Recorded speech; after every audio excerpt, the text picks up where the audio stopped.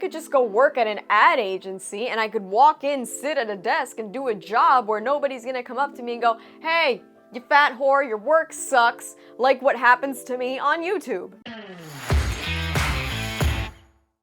Hi y'all, Snarky J Cosplay here. We've had a lot of fun with mean comments on this channel. If you check out this video, you can see me reading some of the highlights, some of the most interesting comments I got over 2023. And believe it or not, despite how absolutely f***ing delightful I am, I do get quite a few of these hate comments, so to speak, basically anywhere I post. Facebook, Reddit, Twitter, Instagram, it's everywhere, not just YouTube. And one of the things that comes up all the time is I get people that ask me, like, how the hell do you deal with this bullshit? Like this constant influx of just nonsense and insults and misplaced vitriol and needless cruelty. How do you deal with it? And before I get into this, this is not about to be some big inspiring video. You guys know that I don't do inspiring on this channel, but we are gonna talk a little bit on a personal level here. You know, you and me, we're gonna get personal here and we're gonna talk about how exactly I deal with it, right? The great thing about hate comments is that I can sort of sort them into a number of different categories. We get plenty of comments that claim that I am stupid and that I don't know what I'm talking about. They attack my intellect. We get comments directed at my appearance, usually along the lines of I am ugly or I'm fat, or they find something specific about my appearance that they don't like and they nitpick at that. Some comments are aimed at my sexuality, usually assuming that I'm some kind of whore because I post videos in my room fully clothed talking about Star Wars. And perhaps the least offensive of the group are the ones that assume that I don't actually care about any of the things that I talk about. I'm just looking to make a quick buck off the nerds. Those are the main things that I get attacked for online. And when I first started, I genuinely used to respond to all of it. I have a terrible temper and I'm very self-righteous. So for me, it's all about justice. If you come into my house, you come onto my YouTube channel and talk all kinds of shit, well, I'm gonna respond in kind. And by in kind, I mean not so kind. I'm gonna tell you to go f yourself the same way you just came up to me. And I can't express myself that way because then I'm just lowering myself to their level and I'm making myself look very mean and sort of juvenile with the stuff I come up with, which isn't really the kind of person I want to be. And you know, it takes time to do this. It takes time to write a script and record and edit and make a thumbnail, and you start to feel like, well, if every time I do this, it's taking me hours and all I get is some asshole telling me to get the f off the internet, then why am I doing it? And so let me make one thing straight. I've never started to believe any of the things that people tell me because unfortunately I'm kind of a narcissist and I'm very proud of myself and I'm also very self-aware of what kind of person I am. So they really can't convince me that any of what they're saying is true, but they can convince me that YouTube is kind of a waste of time. You eventually start thinking like I could just go work at an ad agency and I could walk in, sit at a desk and do a job where nobody's gonna come up to me and go, hey, you fat whore, your work sucks, like what happens to me on YouTube. Admittedly, the 9 to 5 starts to sound pretty damn good. And a few months ago, I actually had like a really rough time with this for some reason. I had a couple of videos get significantly more views than I normally get, and there was just so many mean comments, and I started thinking that maybe I should stop. And through this period of self-reflection, I want to call it self-reflection, but it was basically just a mental breakdown.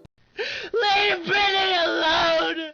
I remembered a scene from one of my favorite movies, and it's got a line in it that's something that I live by. If you've never seen Whiplash starring J.K. Simmons and Miles Teller, you should definitely watch it, but I'll give you some brief background. Basically, Miles Teller is an aspiring musician. He's a young drummer at a really high-class music conservatory, and J.K. Simmons is a music instructor that basically takes it upon himself to be a drill sergeant to everybody in his band. And there's a scene where both characters sit down to have a drink together. And J.K. Simmons stresses that everything that he's ever done to or for a student, for as cruel and unusual as it might have seemed, was for the purpose of making them better.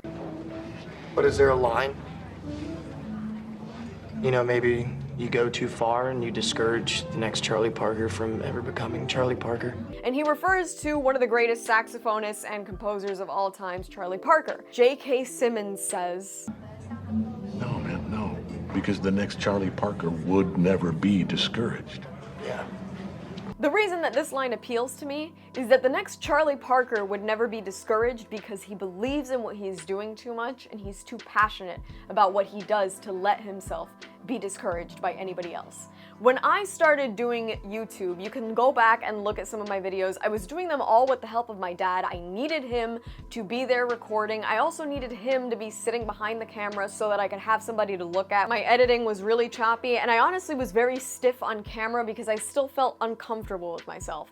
And over the past 2 years now that I've been doing it, I've loosened up and I've started to record things on my own. I do everything myself. I'm a one-woman show here, and I have really realized that this is what I'm passionate about. Nobody's ever gonna discourage me from doing this because I'm too passionate about it. The algorithm could stop me, and so could J.K. Simmons if he pulled up to my house and threw a chair at my head. I might start to reconsider my life's prospects if that happened to me.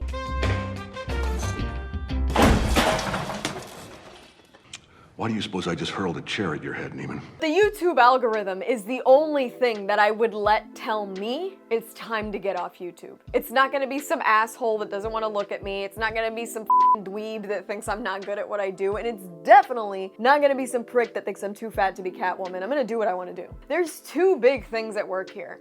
The first is that there's way more positivity on my channel than negativity. There are so many of you guys whose usernames I literally recognize. I'm sure you're gonna think it's bullshit, but there are so many of you that I know by username, and I smile every time I see you comment on my channel because it means that you guys are with me, you're supporting me, and I know pretty much how long a lot of you have been here, and that shit drives me.